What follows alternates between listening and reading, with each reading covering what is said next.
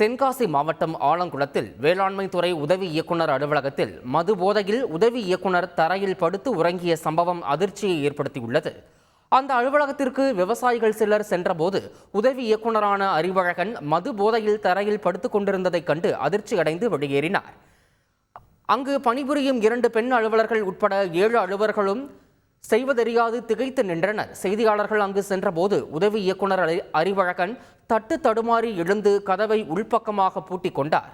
நிலைமை விபரீதமாவதை உணர்ந்த அலுவலக பணியாளர் ஒருவர் அவரை இருசக்கர வாகனத்தில் வீட்டிற்கு அழைத்துச் சென்றார்.